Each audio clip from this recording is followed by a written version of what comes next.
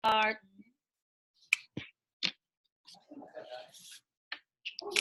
Hi, good evening, Bridget. Good evening.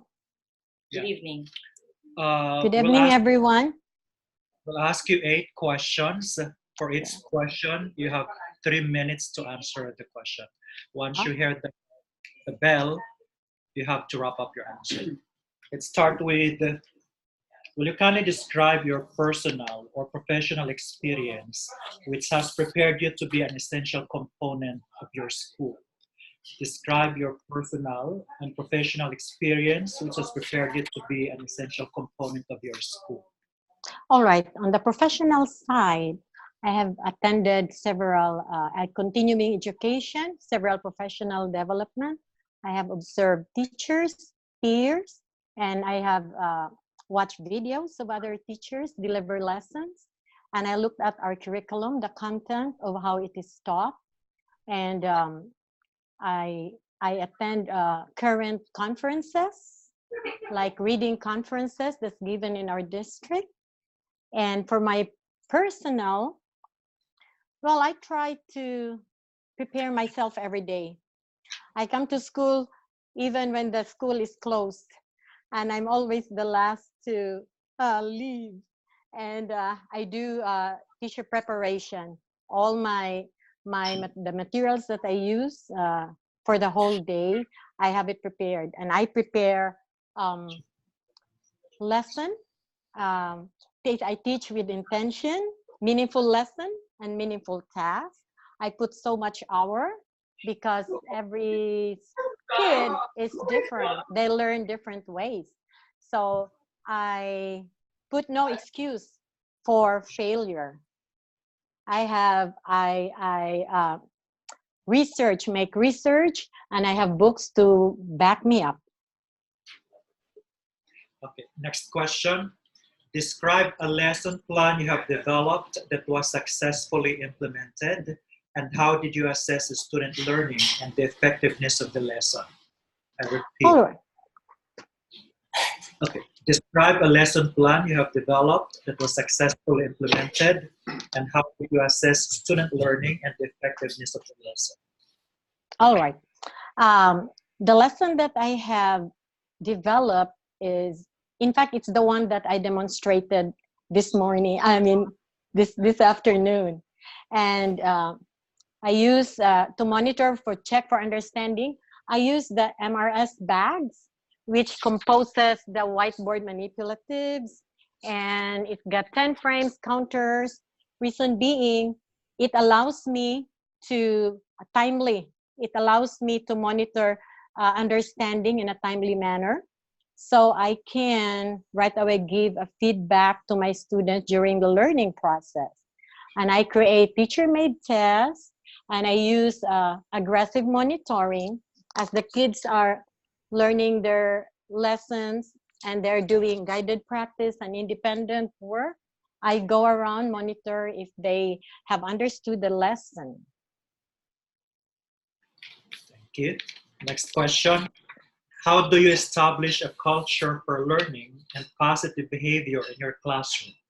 I repeat, how do you establish a culture for learning and positive behavior in your classroom? My room is print rich, and this is an example of my room. And it's welcoming, and I try to provide everything that my students need. And I do praises for my kids, and I provide them with everything that they know. And this is an example of my homework folder. As I said, I give no parents excuse for not working with their students. I have the expectation for the second 6 weeks. I have manipulatives that's attached, and I have practice. We are now learning beginning letter sounds, and they have multiple practices, and they have the sight words, and I have the colors, the numbers, and then the handwriting, and I do have the letters. I have letters here, and this is the reading packet. So I make sure that they have everything they need. And in the classroom, I have manipulatives, I have centers. I have 7 centers, which are meaningful for them. And I really encourage my students to rise beyond what they can learn. And I challenge them. And I do plan a lot of critical thinking activities, critical thinking lessons, you know, and I think that's, I would say that's where I'm good at rigorous lesson.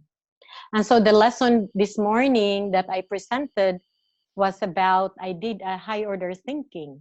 And after learning the skill of addition, I gave my students a problem.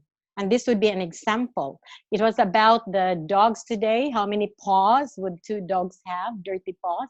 But I can also give another example. Like my mom bought me 2 pairs of shoes and my aunt bought me another pair.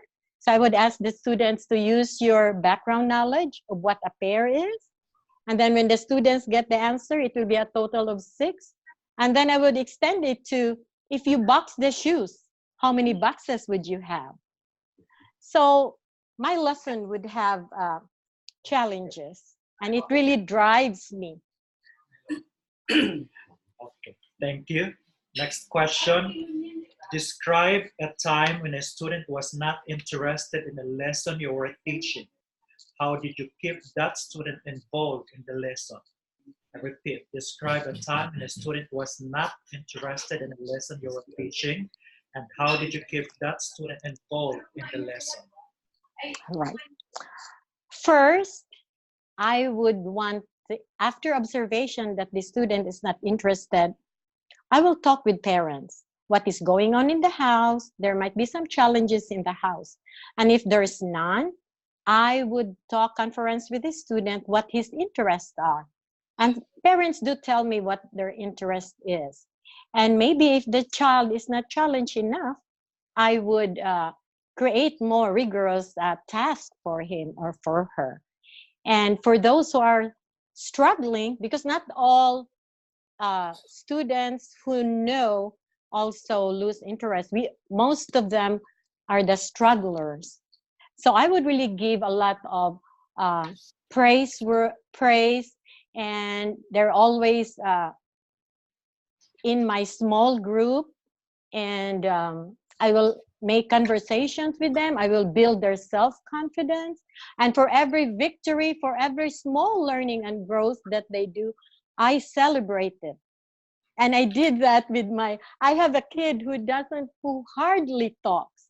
And when I gave the assessment, there were 2 pages. On the first page, he didn't quite made a good score, but on the second page, he made a good score.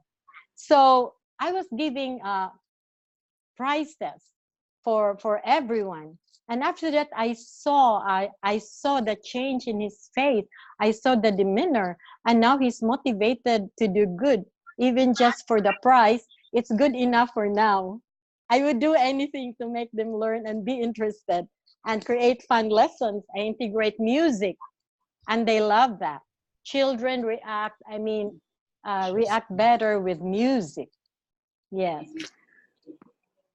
Thank you. Your next question is, provide an example of a time you've reached out to parents for assistance in improving their child's academic progress. And how did you collaborate with the parents? All right.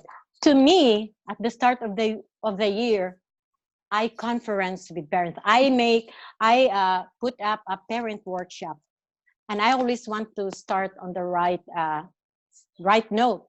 So I tell them, I don't expect 50 from you and 50 from me. I give 100% to your children, so I expect 100% from you. And daily, I conference with parents, even when I'm doing dismissal.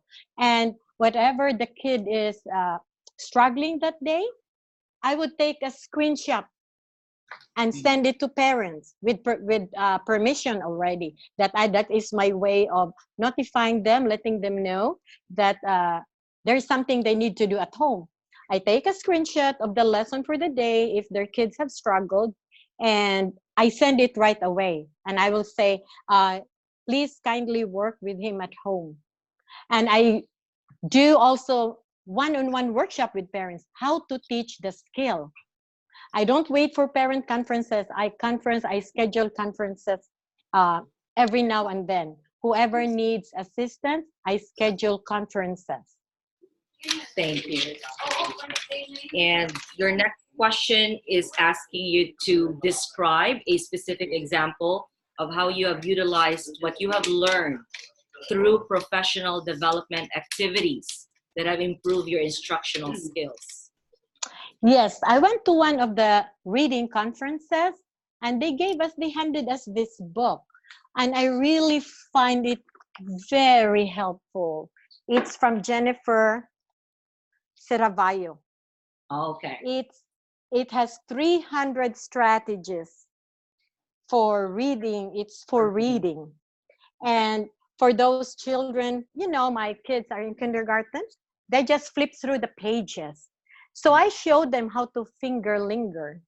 They need to touch and point to the picture, look what's happening, and then think about and share with your partner what is it telling you. And then also another conference I went to this, we had an MRS, the multiple response strategies that we really use, which allow us to know in a timely manner the learning, check for understanding of children. So it really helped me improve. I know that I'm never good enough I have learned so much, but at the same time, it's not enough because every year I get different kinds of students. I collaborate with special ed teachers, and I ask them for the feedback. And in fact, I suggested to one of my special ed colleague she attended this conference. I said, how was it? And she said, oh, it was really very informative. So I asked her, I suggested, maybe you can ask our administrator to give a workshop on that, and we will attend.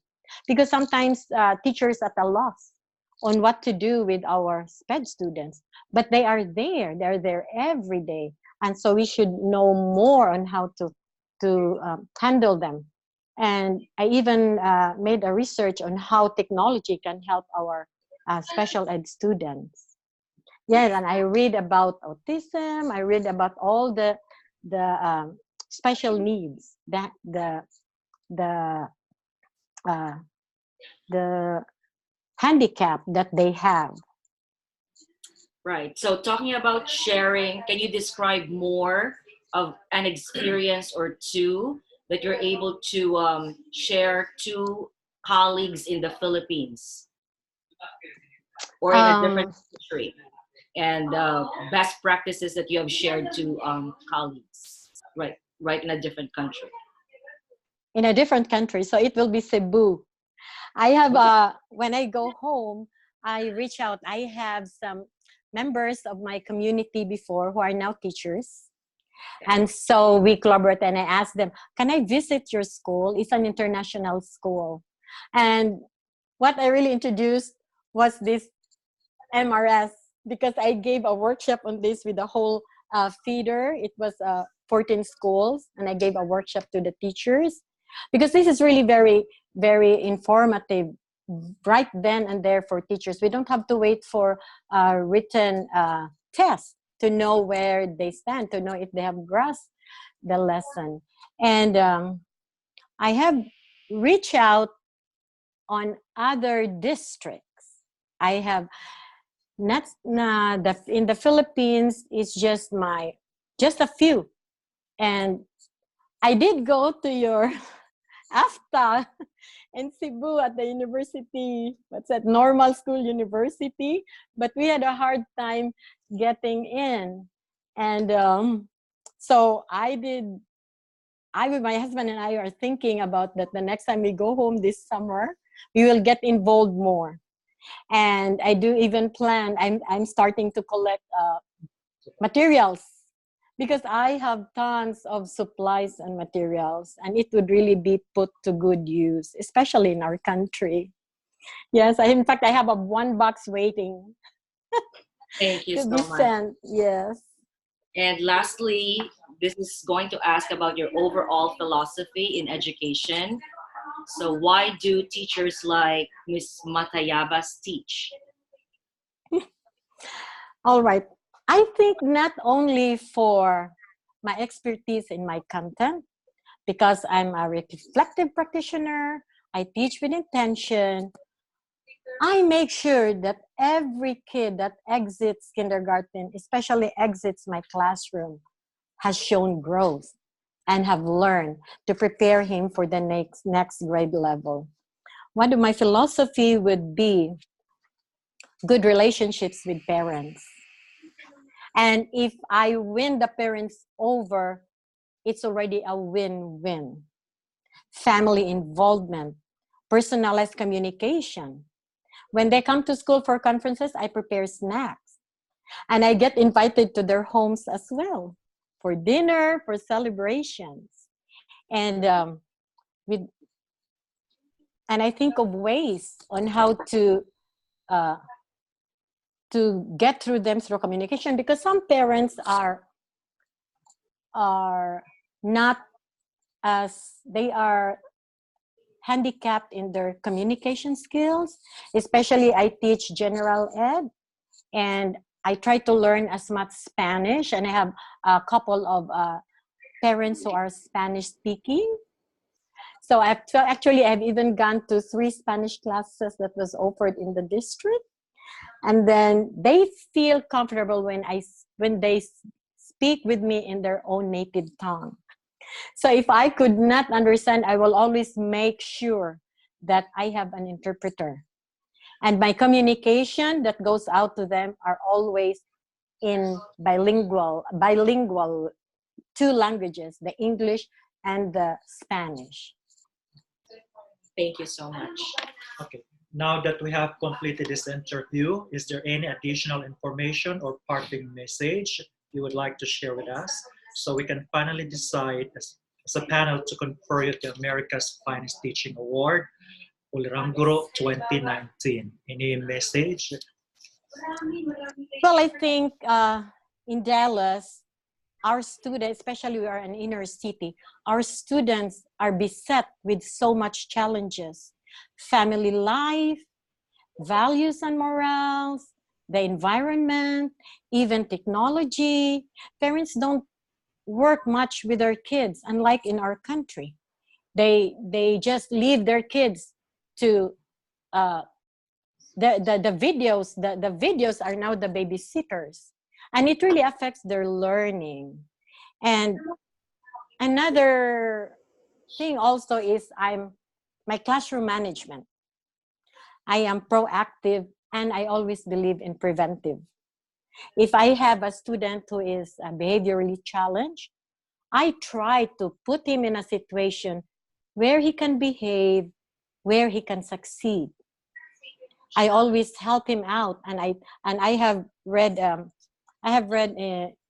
research, a write-up, that if you talk to the child for 21 days, this would change a behavior. And I have really tried that. And so with the lessons that I also, and the delivery that I make, yes, and I think it has created respect from my peers. And for the past years, I speak of my expertise, but I always credit my students of what they can do and what they have done. I have always surpassed the assessment of course performance, passed the district score, the school score, and the feeder score. And my affirmation, my pat at the back, is not even what my principal administrators tell me. It's what my kids can do. This is an example of a writing that my kids, and this is independent writing.